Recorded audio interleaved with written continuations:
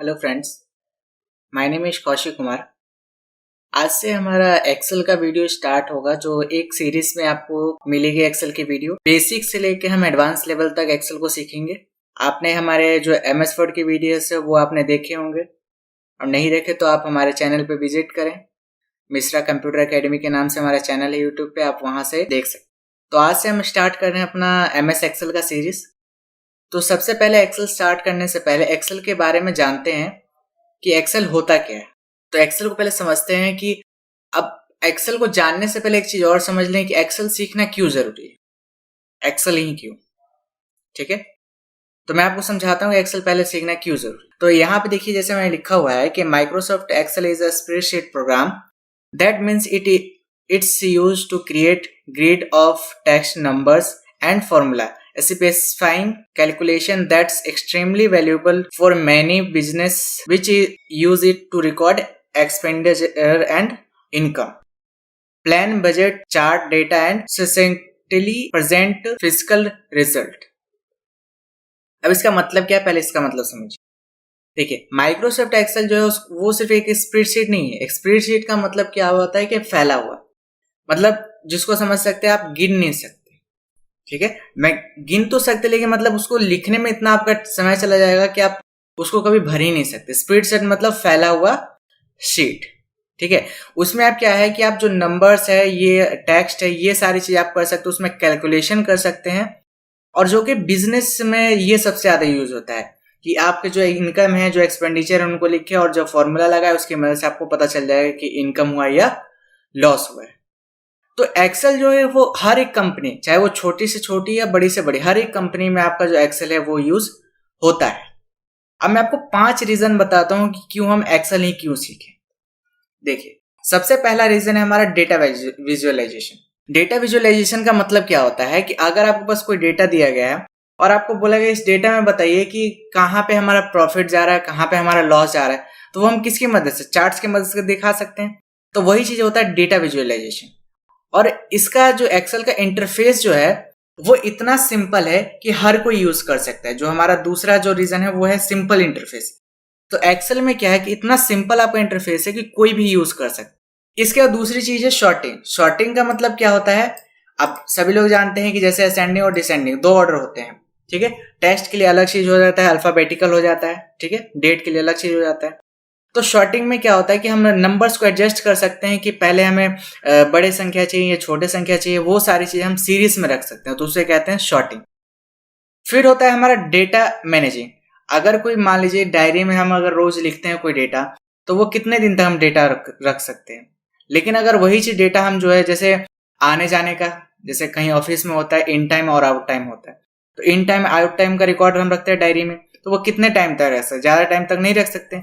तो उन्हीं सभी कामों को हम जो कंप्यूटराइज कर दें तो एक्सेल में ये चीज हम कर सकते। तो उम्मीद है आपको ये 5 चीजें समझ में आई होगी। और चौथा लास्ट जो हमारा 5वां चीज है, डू वर्क फास्टेस्ट।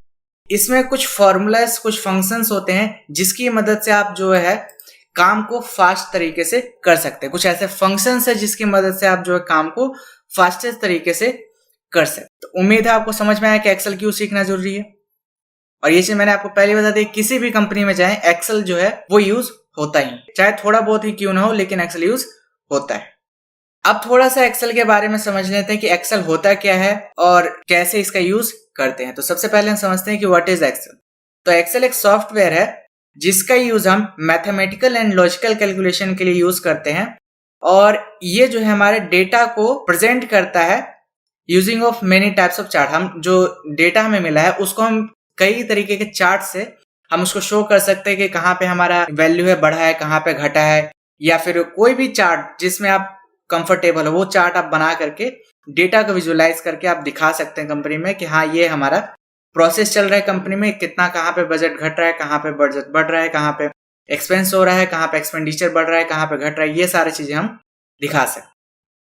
वीडियो थोड़ी बड़ी हो सकती है, लेकिन मैं आपको पूरा बेसिक से लेके चलूंगा समझाते हुए, उसके बाद ही हम आगे बढ़ेंगे, एक्सेल पे आएंगे। ठीक है, तो पहले एक्सेल के बारे में आपने जान लिया कि एक्सेल क्या होता है। ठीक है, अब दूसरी चीज आती है कि how to start MS Excel. तो एक्सेल को स्टार्ट करने के लिए आपको क्या करना है, window +R then equal to Excel लिखना है। ठीक है, ये भी हम बताएंगे आगे। आगे दूसरा थर्ड क्वेश्चन की तरफ बढ़ते हैं। हो तो आप नोटबुक पे इसको नोट डाउन भी कर सकते हैं। थर्ड क्वेश्चन है हमारा कि what is the file extension name of MS Excel. तो जो फाइल एक्सटेंशन हम होती है वो होती है .xlsx। देखिए ये जो .xlsx है ये अलग अलग वर्जन में अलग अलग आपको मिलेंगे। किसी में सिर्फ .xls मिलेगी, सिर्फ मतलब x नहीं होगा, .xls लिखा होगा, x नहीं होगा। ठीक है, तो ये जो हमारे जो नए नए वर्जन जैसे जैसे अपडेट होते जाएंगे वैसे वैसे ये जो है हमारा चेंज हो गया है। इसके बाद आगे बढ़ते हैं तो यहाँ पे है फादर ऑफ एमएस एक्सेल। जो फादर है एमएस एक्सेल के वो है डगलस कुंडलर। इन्होंने ही जो है एक्सेल को इन्वेंट किया था, इन्होंने ही एक्सेल को बनाया था। तो इन्होंने 1980 में जो है MIT को ज्वाइन किया था और फिर वहां से उन्होंने माइक्रोसॉफ्ट को ज्वाइन किया था 1981 में। और इन्होंने 1985 में इसको जो माइक्रोसॉफ्ट एक्सेल है इसको लॉन्च किया था पब्लिकली 30 सितंबर 1985 में। तो अभी तक तो शायद ही आपको अगर पता हो तो बताइए कि हाँ आपको पता था कि डगलस कुंडलर थे जिन्होंने MS एक्सेल को बनाया था। शायद ही हो सकता है किसी को पता हो। ठीक है, और आपको एक बात और बता दें कि डगलस कुंडलर ही हैं जिन्होंने एक्सेल का जो 1/3 जो प्रोग्रामिंग कोड होता है वो इन्होंने सिर्फ खुद इन्होंने लिखा था 1/3। तो जब 1985 में जब डगलस कुंडलर ने बनाया था हमारा एक्सेल, माइक्रोसॉफ्ट एक्सेल, तो सिर्फ मैकबुक और iOS के लिए और एप्पल्स के लिए ये जो एक्सेल था बनाया गया था। तो उस समय जो था एप्पल से कांटेक्ट हुआ था कि 2 साल तक हम कोई भी वर्जन जो है नहीं बनाएंगे एक्सेल का, और 2 साल बाद मतलब 1987 में उनका जो कॉन्ट्रैक्ट हुआ था वो खत्म हुआ। उसके बाद इन्होंने विंडोज के लिए फिर जो है हमारे लिए बनाया गया माइक्रोसॉफ्ट एक्सेल। फिर सभी विंडोज में माइक्रोसॉफ्ट एक्सेल को दिया गया और हम लोग आज यूज कर रहे हैं माइक्रोसॉफ्ट एक्सेल। तो ये याद रखिएगा कि 30 सितंबर 1985 में डगलस कुंडलर ने बनाया था MS एक्सेल। इसके बाद 2 चीजें और है जो इसके बारे में जाननी जरूरी है। इसके बाद 1993 में VBA जो एक बोला जाता है ऑटोमेशन का काम, वो अपडेट हुआ था। इससे पहले VBA नहीं था, एक्सेल में जो बोला जाता है वो VBA में नहीं था। 1993 में हमारा VBA जो था वो स्टार्ट हुआ था, इससे पहले नहीं था। फिर हमारा पाइवट टेबल, ये सारी चीजें भी अपडेट होती गई धीरे धीरे, और 1993 में VBA है वो स्टार्ट। अब जो एक एक्सेल है वो 2 चीजों से बना है, रो और कॉलम। रो और कॉलम। तो कई बार हमसे पूछा जाता है कि बताइए कि एक्सेल में कितने रो और कितने कॉलम होते हैं। तो हमारे पास जो एक्सेल में रो होते हैं वो होते हैं 10,48,576, और जो हमारे पास कॉलम्स होते हैं वो होते हैं 16,384। और जो हमारे पास मिनिमम जो फॉन्ट साइज होता है जब हम एक्सेल को ओपन करते हैं वो तो 11 के अराउंड होता है। तो कई बार आपको 8 ही मिलता है। नॉर्मली जो होता है मिनिमम जो फॉन्ट साइज इसका जो सबसे कम किया जा सकता है वो कर सकते हैं 8, और जो मैक्सिमम फॉन्ट साइज है वो 72। इससे आगे आप फॉन्ट साइज इंक्रीज नहीं कर सकते। इसके बाद अभी जब मैं एक्सेल में आपको लेके जाऊंगा तो और भी बहुत सी चीजें हैं जो बतानी बाकी है। अभी इसको इतना ही अभी आप समझिए। इतना क्लियर हो गया? ठीक। अभी मैं आपको एक एक्सेल का ओवरव्यू दे देता हूं यहाँ पे इमेज के माध्यम से, जिसमें आपको समझ में आ जाए कुछ। तो यहाँ पे देखिए, ये जो आप देख रहे हैं यहाँ पे ऊपर में, यहाँ से ऊपर तक का जो सारा एरिया जो देख रहे हैं यहाँ पे जो हाईलाइटेड दिख रहा है आपको, फाइल से लेकर के यहाँ पे जो स्क्रिप्ट लैब से लिखा हुआ है, आप ध्यान यहाँ तक मत दीजिएगा। जो नॉर्मली एक्सेल होता है वो उसमें व्यू तक ही होता है, ये सारे जो होते हैं वो अलग से होते हैं। ठीक है, तो आपको नॉर्मली जो है फाइल से लेकर के व्यू तक ये सारे आपके टैब ऑप्शंस होते हैं, इसको मेन्यू बार भी बोलते हैं। ठीक है, ये समझ में आया आपको?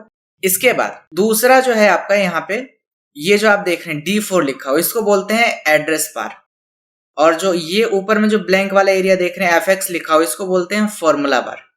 ठीक है, और जो ये जो सारे हैं यहाँ से पेस्ट, क्लिपबोर्ड, फॉन्ट, अलाइनमेंट, ये सारे जो चीजें आपको दिख रही है इसको बोलते हैं ग्रुप्स।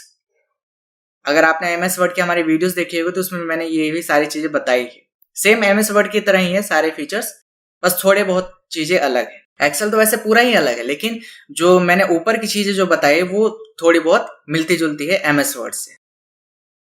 इसके बाद ये जो FX लिखा है उसको बोलते हैं फॉर्मूला बार, और जो इस तरीके से जो लाइन जाती है इसे बोलते हैं हॉरिजॉन्टली। तो हॉरिजॉन्टली जो लाइन जाती है उसे बोलते हैं रो, और जो वर्टिकली जो आती है हमारी उसे बोलते हैं कॉलम्स। ठीक है, इसके बाद नीचे आएंगे तो ये जो आपका है इसको बोलते हैं वर्कशीट टैब, मतलब टैब शीट टैब बोल सकते हैं इसको आप। ठीक है, फिर ये नीचे जो होता है आपका स्टेटस बार होता है। ये जो आपका छोटे छोटे एक एक बॉक्स जो दिख रहे हैं इसको बोलते हैं सेल। ये जो एक बॉक्स है जो आप ये जो ग्रीन कलर में देख रहे हैं, ये जो एक बॉक्स है इसको बोलते हैं सेल। और जो उसके नीचे एक छोटा सा बिंदु जो आप देख रहे हैं उसे बोलते हैं फिल हैंडल। ठीक है, ये सारी चीजें समझेंगे कि क्या होता है। तो उम्मीद है आपको एक्सेल के बारे में जो बेसिक नॉलेज था पूरा वो आपको समझ में आया हो। और अगर समझ में आया तो like share and comment, subscribe करना ना भूलें। और जितना हो सके आप इस वीडियो को अगर समझ में आया तो ठीक है, अगर नहीं आया तो आप दोबारा इसको देखिए और समझने की कोशिश कीजिए कि एक्सेल होता क्या है। मैंने बेसिक से लेकर के A to Z चीजें जितनी भी होती है वो मैंने आपको एक्सेल के बारे में बताई है। अभी एक्सेल के बारे में और भी समझेंगे, तो मिलते हैं नेक्स्ट पार्ट।